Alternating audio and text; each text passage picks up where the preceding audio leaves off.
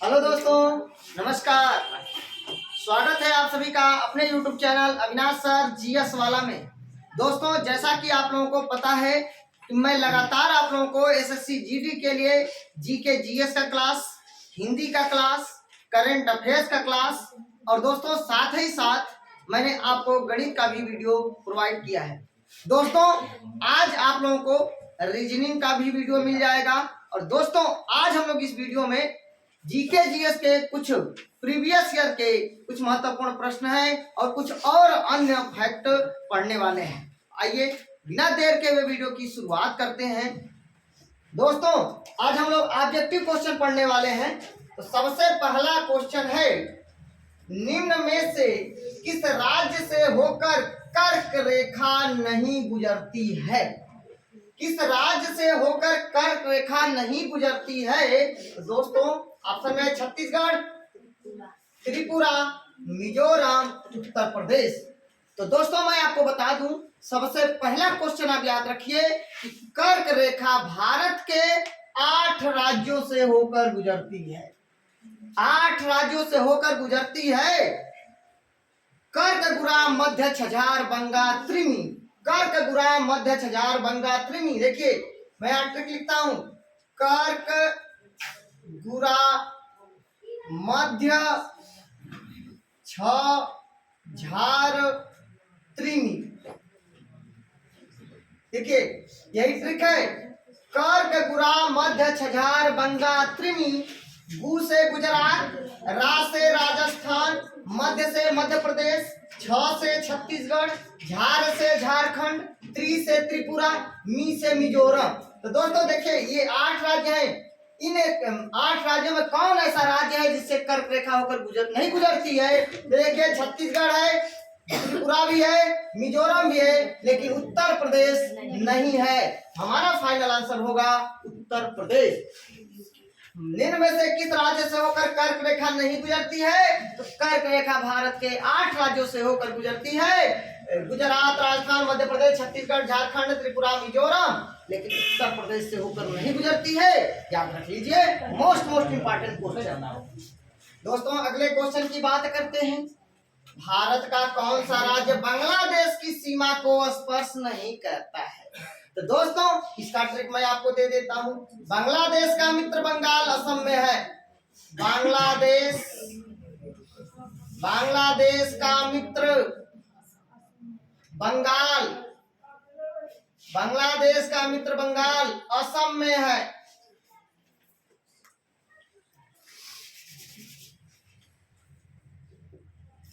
बांग्लादेश का मित्र बंगाल असम में है। दोस्तों यही ट्रिक है। तो दोस्तों देखिए, मी से मिजोरम, त्रा से त्रिपुरा, बंगाल से पश्चिम बंगाल, असम से असम और मे से मेघालय। तो दोस्तों ऑप्शन में लिखा हुआ है मिजोरम, असम, मणिपुर, मेघालय। तो ध्यान रखिएगा मणिपुर नहीं होगा, जो बांग्लादेश की सीमा को स्पर्श नहीं करेगा। अर्थात दोस्तों मिजोरम, असम और मेघालय बांग्लादेश की सीमा को स्पर्श करते हैं, लेकिन मणिपुर स्पर्श नहीं करता है। तो बांग्लादेश का मित्र बंगाल असम में है। दोस्तों और भी देशों के साथ जो भारत की सीमा स्पर्श करती है उसका वीडियो मैंने बना करके अपलोड कर दिया है, आप लोग देख लीजिएगा। तो हमारा फाइनल आंसर होगा ऑप्शन नंबर सी, मणिपुर, जो बांग्लादेश की सीमा को स्पर्श नहीं करता है। अगला क्वेश्चन नंबर 3, निम्न में से किस राज्य का उल्लेख 6ठी अनुसूची में नहीं किया गया है? दोस्तों 6ठी अनुसूची में नहीं किया गया। देखिए इसका मैं ट्रिक आपको दे देता हूं। असम त्रिमी 6ठी अनुसूची, असम त्रिमी 6ठी अनुसूची। अर्थात दोस्तों असम, मेघालय, त्रिपुरा, मिजोरम। अर्थात देखिए हमारे ट्रिक के माध्यम से असम, मेघालय, त्रिपुरा, मिजोरम है। तो देखिए त्रिपुरा है, मिजोरम है, मेघालय है, लेकिन नागालैंड नहीं है। हमारा आंसर हो जाएगा नागालैंड। दोस्तों एक बात और बता दूं, दिमाग में आ गए तो बता देता हूं कि बांग्लादेश की जो सीमा को स्पर्श करने वाले कुल कितने राज्य हैं। तो याद कर लीजिए, बांग्लादेश का मित्र बंगाल असम में है। देखिए मिजोरम 1, त्रिपुरा 2, पश्चिम बंगाल 3, असम 4 और जो है मेघालय 5। याद कर लीजिएगा 5 राज्य जो है बांग्लादेश की सीमा को स्पर्श करते हैं। कई बार प्रश्न पूछा गया है। तो दोस्तों छठी अनुसूची में कितने राज्यों का उल्लेख किया गया है? पूर्वोत्तर के 4 राज्य, असम, मेघालय, त्रिपुरा, मिजोरम, नागालैंड का उल्लेख नहीं किया गया है, मणिपुर का उल्लेख नहीं किया गया है, सिक्किम का उल्लेख नहीं किया गया है। पेपर में पूछ देगा तो ध्यान रखिएगा। छठी अनुसूची में असम में त्रिमी शामिल किए गए हैं, असम, मेघालय, त्रिपुरा, मिजोरम। या हमारा ऑप्शन नंबर बी होगा, नागालैंड को छठी अनुसूची में शामिल नहीं किया गया है। तो दोस्तों अब अगले क्वेश्चन की बात कर लेते हैं। चौथा नंबर क्वेश्चन, लोकसभा के प्रथम जनजातीय स्पीकर कौन थे? तो दोस्तों मैं आपको बता दूं, जीवी मावलंकर प्रथम लोकसभा के स्पीकर थे। स्वतंत्र भारत के अर्थात भारत के प्रथम लोकसभा स्पीकर जीवी मावलंकर, गणेश वासुदेव मावलंकर। पीए संगमा दोस्तों जनजातीय थे। ये हमारा ऑप्शन नंबर बी सही होगा। पीए संगमा जो है प्रथम जनजातीय स्पीकर थे। दोस्तों अगले क्वेश्चन देखिए। अच्छा, जीएम बालयोगी के बारे में बता दें। प्रथम अनुसूचित जाति के लोकसभा के speaker G M Balayogi. G M Balayogi प्रथम जो है अनुसूचित जाति के लोकसभा के स्पीकर जीएम बालयोगी। और नीलम संजीव रेड्डी के बारे में भी जान लीजिए। ये भारत के प्रथम ऐसे राष्ट्रपति थे जो पूर्व में लोकसभा के स्पीकर थे, यानी पूर्व में लोकसभा के स्पीकर थे और जो आकर के बाद में राष्ट्रपति चुने गए। ये व्यक्ति हैं नीलम संजीवा रेड्डी। और नीलम संजीवा रेड्डी भारत के छठे राष्ट्रपति चुने गए और भारत के एकमात्र राष्ट्रपति नीलम संजीवा रेड्डी थे जो निर्विरोध राष्ट्रपति चुने गए। निर्विरोध राष्ट्रपति चुने गए। वे जो है उनके विरोध में कोई खड़ा नहीं था। और एक व्यक्ति इकलौते ऐसे व्यक्ति हैं जो एक बार राष्ट्रपति का चुनाव हार गए और दूसरी बार चुनाव जीत गए निर्विरोध। पहली बार जो 1969 में बीबी गिरी ने नीलम संजीवा रेड्डी को हरा दिया। नीलम संजीवा रेड्डी हार गए और दूसरी बार 1977 में नीलम संजीवा रेड्डी निर्विरोध राष्ट्रपति चुन गए फखरुद्दीन अली अहमद की मृत्यु के बाद। फखरुद्दीन अली अहमद की मृत्यु हो गई थी 1977 में, तो उनके बाद नीलम संजीवा रेड्डी निर्विरोध राष्ट्रपति चुन लिए गए। दोस्तों 1975 में आंतरिक आपातकाल लगा था, तो उस समय हमारे देश के राष्ट्रपति थे फखरुद्दीन अली अहमद। तो इतना मैंने आपको फैक्ट बता दिया। अब दोस्तों अगले क्वेश्चन की बात करते हैं। क्वेश्चन नंबर 5 देखिए, निम्न में से असत्य युग्म का चयन करें। असत्य युग्म का यानी गलत युग्म का चयन करना है। दोस्तों चुनाव आयोग का उल्लेख अनुच्छेद 324 में है। ध्यान से सुन लीजिए। चुनाव आयोग अनुच्छेद 324 में है और सुप्रीम कोर्ट 124 में है। सुप्रीम कोर्ट 124 में है, चुनाव आयोग 324 में है और हाई कोर्ट 214 में है।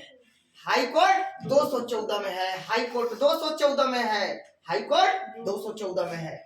सुप्रीम कोर्ट 124 में है। सुप्रीम कोर्ट 124 में है, जबकि चुनाव आयोग 324 में है। दोस्तों अगला, पंचायतों का गठन 40 में बिल्कुल सही है। पंचायतों का गठन अनुच्छेद 40 में उल्लेख किया गया है। नियंत्रक महालेखा परीक्षक ये अनुच्छेद 76 गलत है। दोस्तों अनुच्छेद 76 में एजीआई साहब है। Attorney general of India Bharat का महान्यायवादी का उल्लेख अनुच्छेद 76 में किया गया है, जबकि नियंत्रक महालेखा परीक्षक का उल्लेख अनुच्छेद 148 में 148 में नियंत्रक महालेखा परीक्षक का उल्लेख किया गया है। नियंत्रक महालेखा परीक्षक की नियुक्ति राष्ट्रपति महोदय करते हैं और ये राष्ट्रपति महोदय को अपना त्याग पत्र देते हैं और नियंत्रक महालेखा परीक्षक को उसी रीति से हटाया जाता है जिस रीति से सुप्रीम कोर्ट के न्यायाधीश को हटाया जाता है। नियंत्रक महालेखा परीक्षक का कार्यकाल 6 वर्ष या 65 वर्ष की आयु जो पहले वो अपने पद पर बने रहेंगे। नियंत्रक महालेखा परीक्षक का उल्लेख अनुच्छेद 148 में है। दोस्तों AGI attorney general of India का उल्लेख अनुच्छेद 76 में किया गया है। Attorney general of India Bharat का प्रथम कानूनी अधिकारी होता है, प्रथम विधि अधिकारी होता है, कानूनी सलाहकार होता है, जिसकी नियुक्ति राष्ट्रपति महोदय करते हैं। राष्ट्रपति महोदय करते हैं एजीआई का। वर्तमान में एजीआई आर वेंकट रमणी है, प्रथम एजीआई एमसी शीतलवाड़ थे।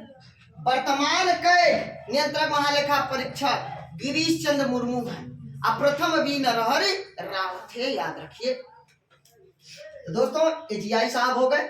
एजीआई का भी कार्यकाल 6 वर्ष या 65 वर्ष की आयु, जो पहले पद पर जो पहले कार्यकाल पूरा हो या 6 वर्ष पूरा हो या 65 वर्ष की आयु, उनके कार्य का विस्तार भी किया जा सकता है, क्योंकि एजीआई साहब राष्ट्रपति के प्रसाद पर्यंत पद धारण करते हैं, राष्ट्रपति की इच्छा का।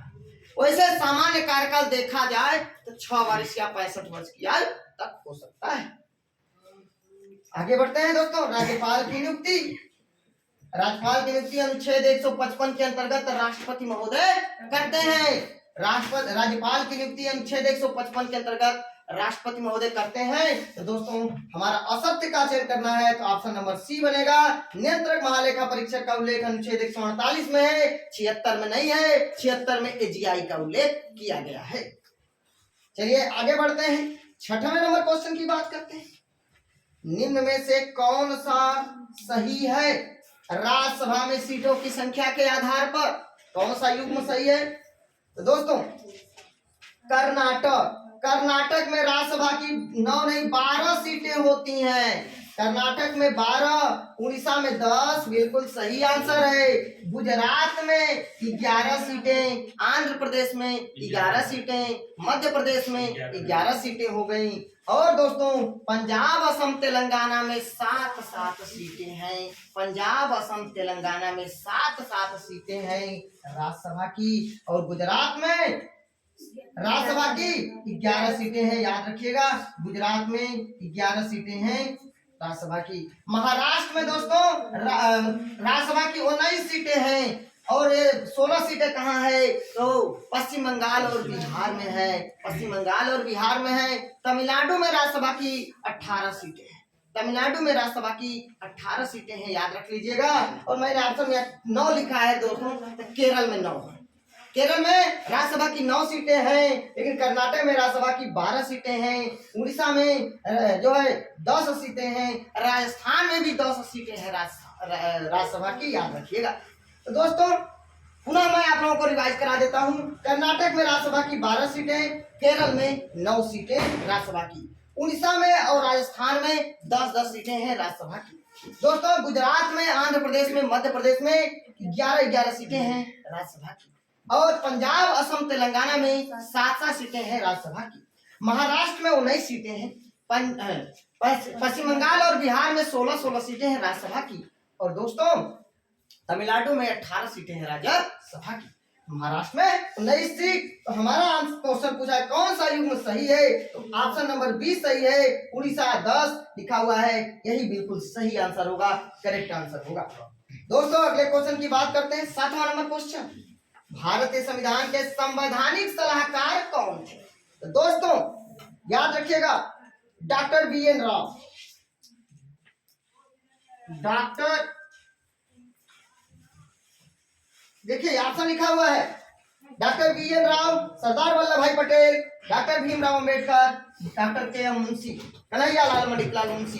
दोस्तों भारत संविधान के संवैधानिक सलाहकार डॉक्टर BN राव थे। संविधान सभा का गठन 9 दिसंबर 1946 को किया गया, कैबिनेट मिशन की सिफारिश पर किया गया। दोस्तों संविधान सभा में सदस्यों का निर्वाचन अप्रत्यक्ष रूप से विधानसभा के सदस्यों के द्वारा अर्थात प्रांतीय विधानसभा के सदस्यों के द्वारा किया गया। और जनसंख्या के आधार पर अर्थात 10 लाख की जनसंख्या पर एक सदस्य का होना सुनिश्चित किया गया था।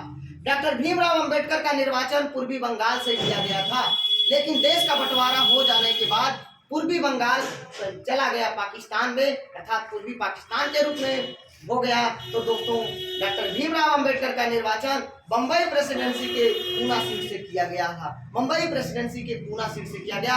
ऑप्शन में आपको पश्चिम बंगाल देता है, बिल्कुल गलत है, बिल्कुल गलत है। या तो पूर्वी बंगाल रहेगा तो पूर्वी बंगाल मारिए, अगर पूर्वी बंगाल नहीं दिया है तो पूना प्रेसिडेंसी सीट मारिए। डॉक्टर भीमराव अंबेडकर का संविधान सभा में निर्वाचन, क्वेश्चन पूछा जाता है डॉक्टर भीमराव अंबेडकर का संविधान सभा में निर्वाचन कहां से हुआ था, तो पूर्वी बंगाल से। अगर पूर्वी बंगाल ऑप्शन में नहीं है तो बंबई प्रेसिडेंसी के पूना सीट से। दोस्तों, डॉक्टर भीमराव अंबेडकर को संविधान का पिता कहा गया है, संविधान का पिता कहा गया है, और ड्राफ्टिंग कमेटी के चेयरमैन थे, ड्राफ्टिंग कमेटी के अध्यक्ष थे। दोस्तों, तो और द मूक नायक उन्होंने पत्रिका निकाला था 1920 में, मूक नायक पत्रिका निकाला था 1920 में।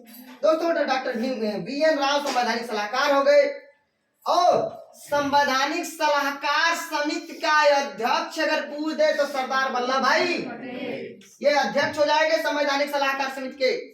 और भीमराव अम्बेडकर को संविधान के पिता, KM मुंशी, कन्हैयालाल मणिकलाल मुंशी कांग्रेस के एकमात्र सदस्य जो संविधान सभा में शामिल किए गए थे, कांग्रेस के एकमात्र सदस्य जैसे संविधान सभा में शामिल किए गए थे, ये KM मुंशी, कन्हैयालाल मुंशी। दोस्तों, आगे बढ़ते हैं, 8वें नंबर क्वेश्चन की बात करते हैं। निम्न में से असत्य का चयन करें। देखिए, बिहू लोक नृत्य असम में बिल्कुल सही है। लावड़ी दोस्तों गलत है, लावड़ी और तमाशा महाराष्ट्र, लावड़ी और तमाशा महाराष्ट्र में, और गरबा डांडिया एक गुजरात में, गरबा है डांडिया है गुजरात में, कथकली केरल में है, और यक्षगान कर्नाटक में है। तो ये सब सही है। ऑप्शन नंबर बी हो गया, सत्य है गलत है, हमारा ऑप्शन नंबर बी होगा, लावड़ी महाराष्ट्र में है। मुखौटा लोक नृत्य कहाँ मनाया जाता है दोस्तों? अरुणाचल प्रदेश। मुखौटा अरुणाचल प्रदेश में।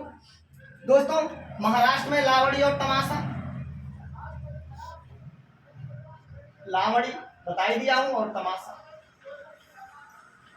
गुजरात में दोस्तों डांडिया, गरबा, याद रखिएगा, टिप्पानी, टिप्पानी याद रखिएगा। मेघालय में दोस्तों लाहो, मेघालय में लाहो। रऊफ जम्मू कश्मीर में, रऊफ जम्मू कश्मीर में। छऊ छत्तीसगढ़ झारखंड में।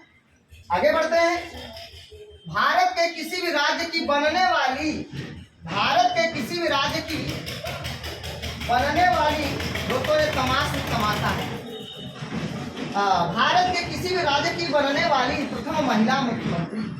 दोस्तों, भारत के किसी भी राज्य था, भारत में उत्तर प्रदेश की प्रथम महिला मुख्यमंत्री और राज्यपाल दोनों। कहाँ की? उत्तर प्रदेश। सरोजिनी नायडू उत्तर प्रदेश की प्रथम महिला राज्यपाल थी, महिला राज्यपाल या महिला राज्यपाल दोनों। और सुचेता कृपलानी 1963 में उत्तर प्रदेश की पहली महिला मुख्यमंत्री बनी। तो भारत के किसी भी राज्य की महिला मुख्यमंत्री, पहली महिला मुख्यमंत्री बनने वाली महिला है सुचेता कृपलानी, लेकिन पहला राज्यपाल के रूप में, महिला राज्यपाल के रूप में पूछा जाएगा, उत्तर प्रदेश की है सरोजिनी नायडू। और सरोजिनी नायडू भारतीय राष्ट्रीय कांग्रेस की प्रथम महिला, भारतीय महिला कांग्रेस अध्यक्ष बनने वाली भी महिला है। तो भारतीय राष्ट्रीय कांग्रेस की प्रथम भारतीय महिला कांग्रेस अध्यक्ष सरोजिनी नायडू 1925 में कलकत्ता अधिवेशन की अध्यक्षता की थी, और पंडित जवाहरलाल नेहरू की उपस्थिति में पहली बार ध्वज वंदना को गाया गया था 1925 के कानपुर अधिवेशन में। सॉरी दोस्तों, 1925 में कानपुर में अधिवेशन हुआ था, और उसी की अध्यक्षता सरोजिनी नायडू की थी।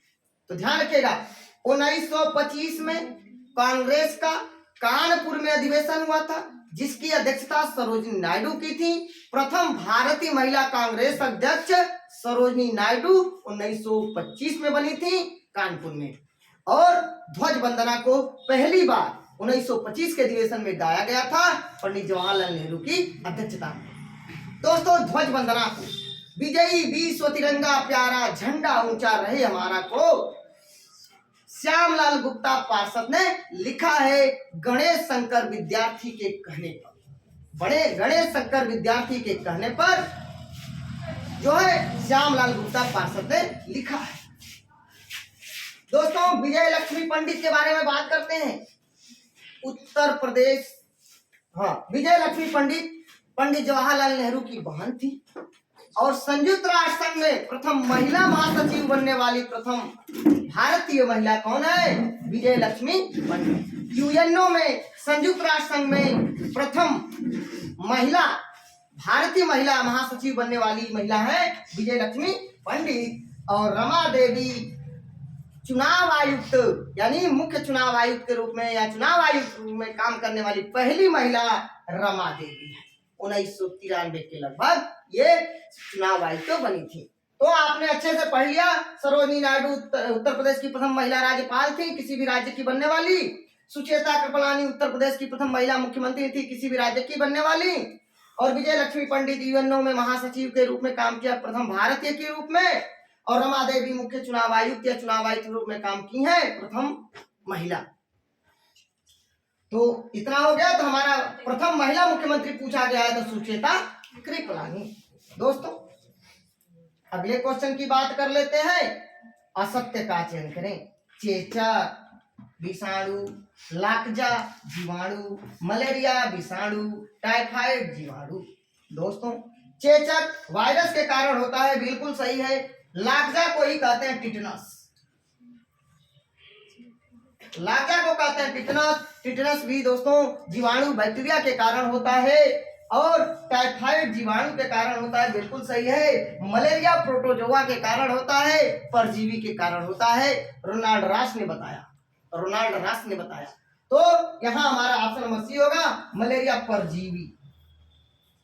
परजीवी को कहते हैं प्रोटोजोआ, प्रोटोजोआ। तो याद रखिएगा। इसका भी मैंने आपको ट्रिक बना रखा है कि बैक्टीरिया में टीटी का कोटा है वो सिडनी के प्लेग्राउंड में, बैक्टीरिया में टीटी का कोटा है वो सिडनी के प्लेग्राउंड में। और वायरस का मैंने बना रखा है, एक जापानी हर्पीस ट्रक की डर से पीला चीख छोड़ गई, मेरे पोपी वायरस। एक जापानी हर्पीस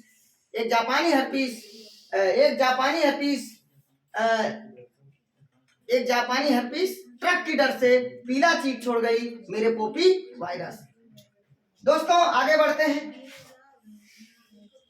तो चेचक, विषाणु, लार्जा अर्थात टिटनस कहते हैं। क्वेश्चन पूछ लिया जाएगा कि किसका अन्य दूसरा नाम लार्जा है, तो टिटनस का। अगला क्वेश्चन है 12 नंबर। निम्न में से कौन सा युग्म गलत है? अंतरराष्ट्रीय योग दिवस 21 जून, बिल्कुल सही है। विश्व ओजोन संरक्षण दिवस 16 सितंबर, बिल्कुल सही है। और अंतरराष्ट्रीय विकलांगता दिवस, दोस्तों ध्यान रखिएगा, विकलांगता दिवस 3 दिसंबर को मनाया जाता है। विकलांगता दिवस 3 दिसंबर को और 27 सितंबर को विश्व पर्यटन दिवस है। याद रख लीजिए, विश्व पर्यटन दिवस 27 सितंबर को है और 3 दिसंबर को विकलांगता दिवस है, अंतरराष्ट्रीय विकलांगता जन दिवस 3 दिसंबर को। 27 सितंबर को अंतरराष्ट्रीय पर्यटन दिवस और 25 जनवरी को राष्ट्रीय पर्यटन दिवस। 25 जनवरी को राष्ट्रीय पर्यटन दिवस और 25 जनवरी को राष्ट्रीय मतदाता दिवस। तो सब सारी चीजें याद रखिएगा। और छठवां विश्व शौचालय दिवस 19 नवंबर को मनाया जाता है, बिल्कुल सही आंसर है। सारे बहुत अच्छे प्रश्न दिए गए हैं, सारे पेपर में कई बार कहीं ना कहीं पूछे गए हैं, इसलिए सारे ध्यान रखिएगा, समझिएगा। तो अंतरराष्ट्रीय विकलांगता दिवस 3 दिसंबर। दोस्तों आगे बात करते हैं अगले क्वेश्चन की। जलियांवाला बाग हत्याकांड कब हुआ? दोस्तों 13 अप्रैल 1919 को हुआ। 13 अप्रैल 1919 को जलियांवाला बाग हत्याकांड हुआ। अमृतसर की घटना को ही जलियांवाला बाग हत्याकांड कहा गया और 13 अप्रैल 1919 को। दोस्तों 1 अगस्त 1920 को असहयोग आंदोलन शुरू हुआ। क्वेश्चन पूछा जाएगा असहयोग आंदोलन की शुरुआत कब हुआ? 1 अगस्त 1920 को हुआ। दोस्तों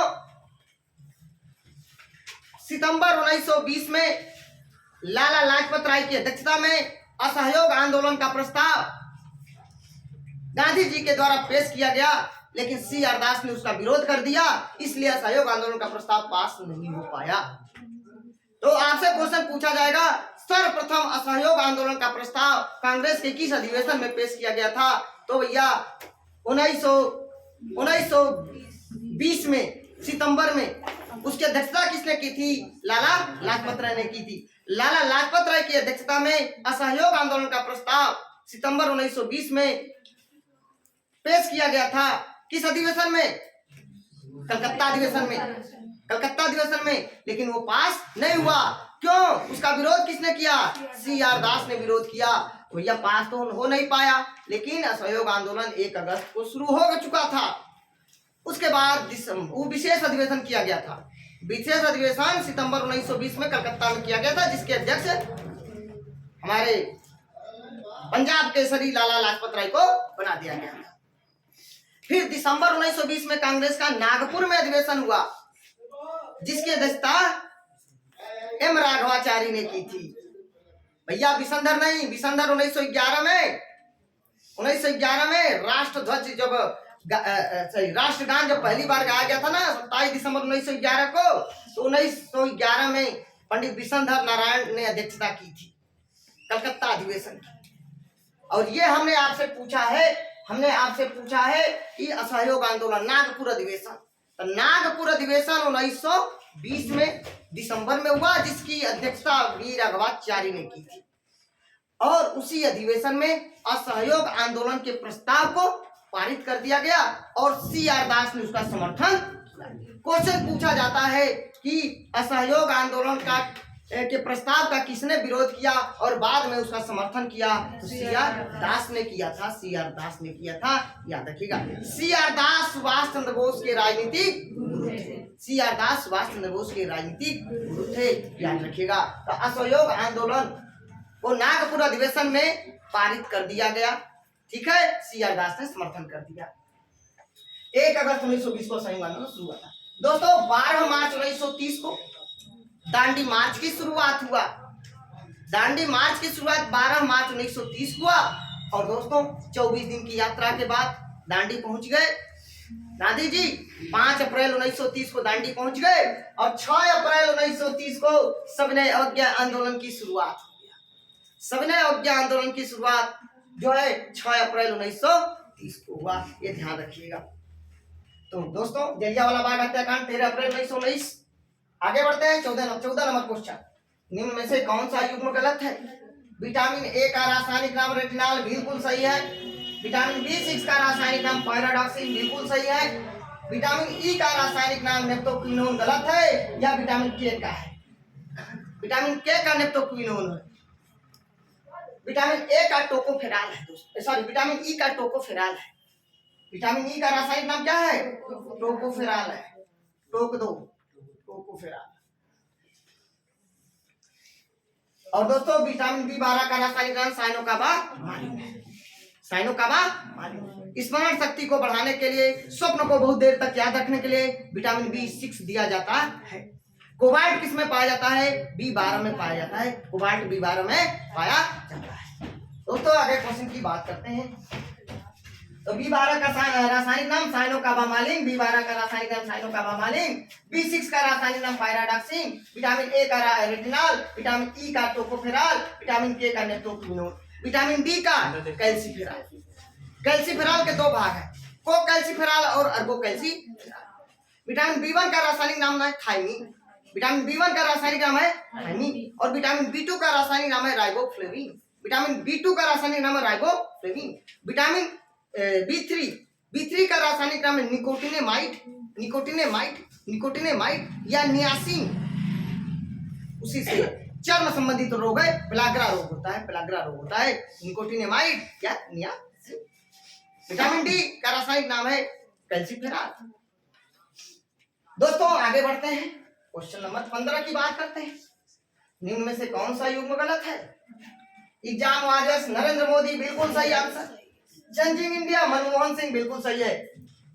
अंधेरे से उजाले की ओर अरुण जेटली, बिल्कुल सही है। गलत क्या है? One life is not enough. दोस्तों ये है नटवर सिंह, इसके लेखक है नटवर सिंह। और यहाँ के बीमल जालान की पुस्तक का नाम है द फ्यूचर ऑफ इंडिया।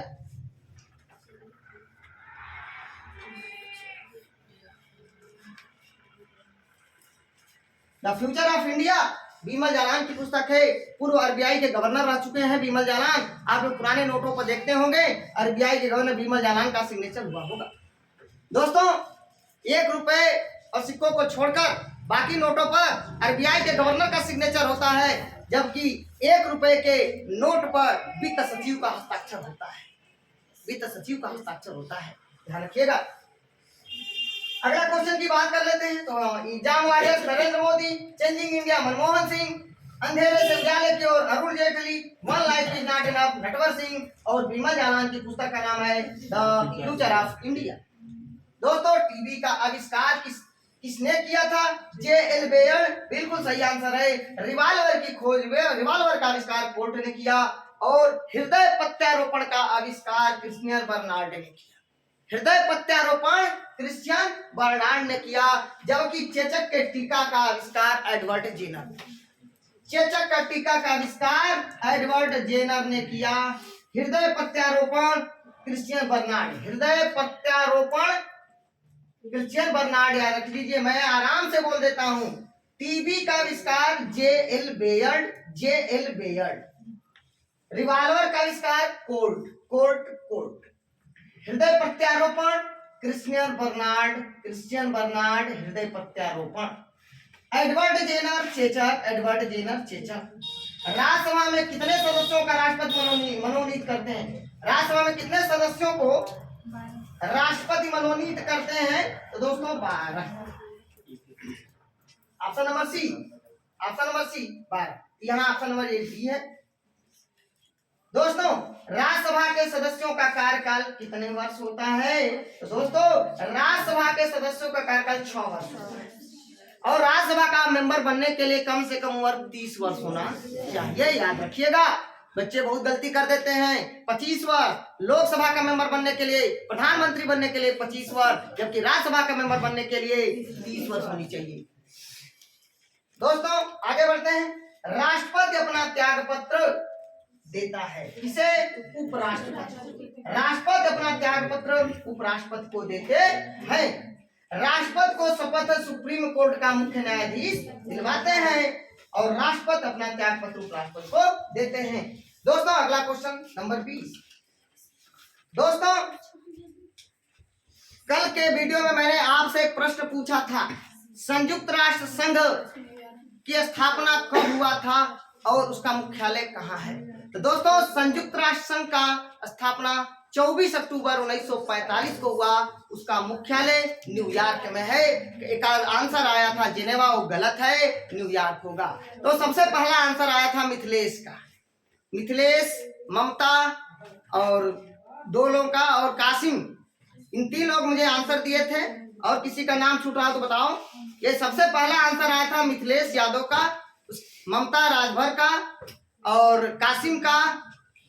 ये 3 आंसर आया था, और बाकी लोग लग रहा था सो रहे थे लोग, बाकी लोग कोई आंसर नहीं दिया, जिसको हम समझते हैं कि बहुत अच्छे आंसर देंगे लोग, किसी ने आंसर नहीं दिया। खैर कोई बात नहीं। आज का हमारा प्रश्न होगा कि राष्ट्रपति बनने के लिए न्यूनतम आयु कितने वर्ष होनी चाहिए? राष्ट्रपति बनने के लिए न्यूनतम उम्र कितनी वर्ष होनी चाहिए? इसका उत्तर आप लोग मुझे कमेंट बॉक्स में दे करके बताएंगे कि राष्ट्रपति बनने के लिए न्यूनतम उम्र कितने वर्ष होनी चाहिए। 25 वर्ष, 30 वर्ष, 35 वर्ष और 21 वर्ष। दोस्तों आइए फटाफट हमारे साथ क्वेश्चन को रिवाइज कर लीजिए आप लोग। निम्न में से किस राज्य से होकर कर्क रेखा नहीं गुजरती है? उत्तर प्रदेश। छत्तीसगढ़, त्रिपुरा, मिजोरम और उत्तर प्रदेश, उत्तर प्रदेश से होकर नहीं गुजरती है। कर्क रेखा भारत के कितने राज्यों से होकर गुजरती है? 8 राज्यों से होकर गुजरती है। अगला क्वेश्चन, भारत का कौन सा राज्य बांग्लादेश की सीमा को स्पर्श नहीं करता है? मिजोरम, असम, मणिपुर, मेघालय। मणिपुर। अगला क्वेश्चन, निम्न में से किस राज्य का उल्लेख 6ठी अनुसूची में नहीं किया गया है? मेघालय, नागालैंड, त्रिपुरा और मिजोरम। नागालैंड। अगला क्वेश्चन है, लोकसभा के प्रथम जनजातीय स्पीकर कौन थे? लोकसभा के प्रथम स्पीकर कौन थे? जीवी मावलंकर। प्रथम स्पीकर जीवी मावलंकर, जनजातीय स्पीकर पीए संगमा, और प्रथम अनुसूचित जाति के जीएम वाल्मीकि। ठीक है, चलिए निम्न में से असत्य युग्म का चयन करें। चुनाव आयोग का उल्लेख 324। ग्राम पंचायतों का गठन किस अनुच्छेद में? 40 में। नियंत्रक महालेखा परीक्षक का उल्लेख 148 में। एजीआई का उल्लेख 76 में, 76 में। चुनाव आयोग 324 में। पंचायतों का गठन 40 में। नियंत्रक महालेखा परीक्षक अनुच्छेद 148 में। एजीआई 76 में। राज्यपाल की नियुक्ति अनुच्छेद 155 के अंतर्गत कौन करता है? राष्ट्रपति महोदय करते हैं, राष्ट्रपति महोदय करते हैं। दोस्तों, कर्नाटक में राज्यसभा की कितनी सीटें हैं? 12। केरल में कितनी है? 9। केरल में 9। उड़ीसा में 10।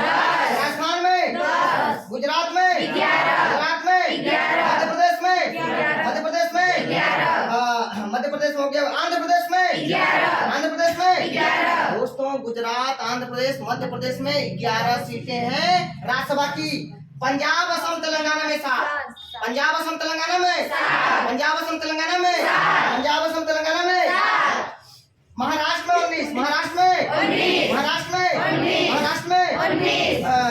पश्चिम बंगाल और बिहार में 16। पश्चिम बंगाल और बिहार में 16। पश्चिम बंगाल बिहार में 16। तमिलनाडु में 18। तमिलनाडु में 18। तमिलनाडु में 18। भारतीय संविधान के संवैधानिक सलाहकार कौन थे? Doctor B N. राव। कौन थे? Doctor B N. राव। कौन थे? Doctor B N. राव। संवैधानिक सलाहकार थे। संवैधानिक सलाहकार समिति के अध्यक्ष सरदार वल्लभ भाई पटेल। संवैधानिक सलाहकार समिति के अध्यक्ष संविधान के पिता। संविधान के पिता। ठीक है। कन्हैया लाल मणिकलाल मुंशी कांग्रेस के एकमात्र सदस्य जो संविधान सभा में थे। निम्न में से निम्न में से कौन असत्य है? असत्य एक का चयन करिए। बिहू कहाँ मनाया? बिहू लोक नृत्य। बिहू लोक नृत्य असम में। लावड़ी महाराष्ट्र में। तमाशा महाराष्ट्र में। लावड़ी और तमाशा कहाँ पे? महाराष्ट्र में। गुजरात में कौन है? डांडिया गरबा। डांडिया गरबा कहाँ पे? गुजरात में। चलिए, कथकली कहाँ पे? कथकली कहाँ पे? यक्षगान कहाँ है? दोस्तों, यक्षगान कर्नाटक में, कथकली केरल में और कोलट्टम तमिलनाडु में मनाया जाता है। कोलट्टम तमिलनाडु में। बिहू असम में। लावड़ी और तमाशा महाराष्ट्र। मुखौटा लोक नृत्य कहाँ मनाया जाता है? अरुणाचल प्रदेश में। लावड़ी तमाशा महाराष्ट्र में। लाहो लोक नृत्य मेघालय। लाहो लोक नृत्य मेघालय। बांग्ला लोक नृत्य मेघालय। बांग्ला लोक नृत्य मेघालय। गुजरात में डांडिया गरबा और टिप्पानी।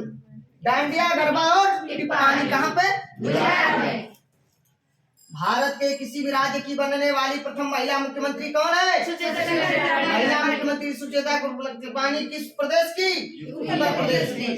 महिला राज्यपाल किस प्रदेश की? उत्तर प्रदेश की। यूएनओ में प्रथम महासचिव भारतीय महिला महासचिव विजय लक्ष्मी पंडित। रमा देवी कौन थी? चुनाव आयुक्त थी। प्रथम महिला चुनाव आयुक्त रमा देवी, याद रखिए। निम्न में असत्य का चयन करें। चेचक वायरस के कारण सही है गलत? बिल्कुल सही है। चेचक वायरस से। लार्जा का दूसरा नाम क्या है? टिटनस का दूसरा नाम क्या है? टिटनस लार्जा किसके कारण? जीवाणु के कारण। मलेरिया किसके कारण? अर्थात प्रोटोजोआ के कारण। टाइफाइड किसके कारण? जीवाणु। टाइफाइड। निम्न में से कौन सा युग्म गलत है? अंतर्राष्ट्रीय योग दिवस 21 जून। विश्व ओजोन संरक्षण दिवस 16 सितंबर। अंतर्राष्ट्रीय विकलांगता दिवस 3 दिसंबर। अंतर्राष्ट्रीय पर्यटन दिवस 22 सितंबर। विश्व शौचालय दिवस 19 नवंबर। राष्ट्रीय पर्यटन दिवस 25 जनवरी। राष्ट्रीय पर्यटन दिवस 25 जनवरी। राष्ट्रीय नेशनल वोटर्स डे 25 जनवरी। नेशनल वोटर्स डे 25 जनवरी। विश्व पर्यावरण दिवस 5 जून। विश्व पर्यावरण दिवस 5 जून। चलिए, विश्व शिक्षक दिवस 5 सितंबर। जलियांवाला बाग हत्याकांड कब हुआ? 13 अप्रैल 1919। चौरी चौरा कांड दोस्तों 4 फरवरी 1922 को हुआ था। चौरी चौरा कांड 4 फरवरी 1922 को हुआ था और चौरी चौरा गोरखपुर में है। चौरी चौरा गोरखपुर में है, याद रख लीजिएगा। असहयोग आंदोलन की शुरुआत कब हुआ? कांग्रेस के के किस अधिवेशन में पहली बार असहयोग आंदोलन का प्रस्ताव पेश हुआ लेकिन पारित नहीं हो सका? सितंबर 1920 के कलकत्ता अधिवेशन में। उसकी अध्यक्षता कौन किया था? लाल।